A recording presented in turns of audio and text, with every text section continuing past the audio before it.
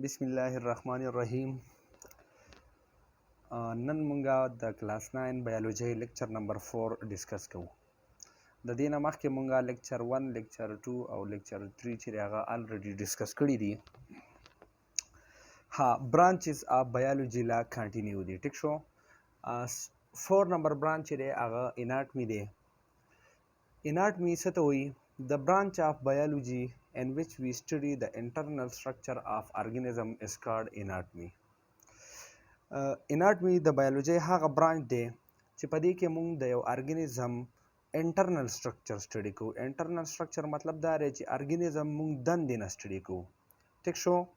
لکه څنګه موږ انټرنل یو ارګانیزم چې دی هغه سټډي کوو، یعنی د سټډي اف مسلز چې کله موږ مسل انټرنلی سټډي کوو نو دا اشاره اناټمی ده.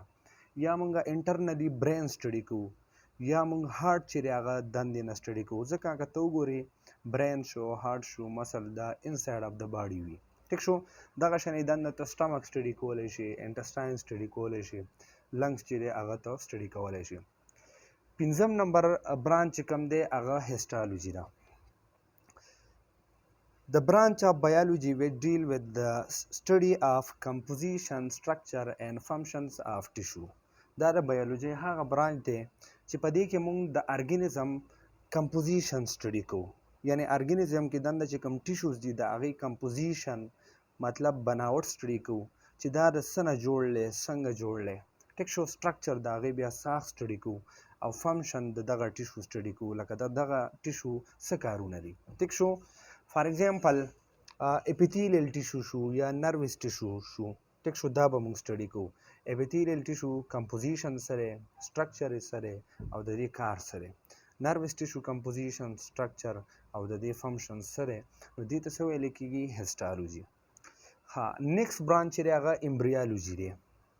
The branch of biology which deal with the study of embryo and the process involved in the formation of embryo is called embryology.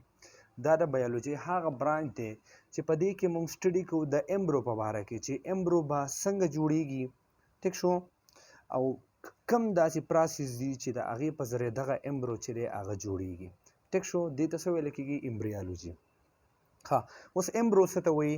an unborn baby at an early stage of development in uterus. ټیک شو. یوټرس اصل کې بچیدانې ته وایي. او unborn baby مطلب هغه ماشوم، یعنی ته ورته ماشوم نشي ویلی. کله چې ماشوم د مور په خېټه کې په یوټرس کې دنده اولنی سټیج کې موجود وي، یعنی ارلی سټیج کې موجود وي. ټیک شو. دغه ټایم کې ته دې ته څه شی ویلی شي؟ امبرو ویلی شي. او یو بچی چې دی جوړیږي، یعنی هغې سټارټ چې دی هغه به څنګه کېږي؟ ټولو نه اول چې دی د میل نه سپرم او د فیمیل نه ایګ چې دی هغه رایوځي شي، د هغې فیوژن وشي. ټیک شو. ها کله چې فیوژن وشو نو د هغې نه بعد به څه جوړیږي؟ زایګوډ جوړیږي. ټیک شو. زایګوډ باندې چې کله تقریبا د زایګوډ نه بعد د دې 8 هفتې پوره شي نو د هغې نه بعد امبرو سټیج جوړیږي. یاد ساتئ سپرم ایګ چې کله میلاو شي زایګوډ به جوړ کړي. زایګوډ باندې چې کله 8 هفتې وشي د هغې نه بعد به امبرو جوړه شي. ټیک شو. نو کله چې موږ د دې امبرو سټډي کوو دې ته څه ویلی کېږي؟ امبریالوجي. ټیک ده.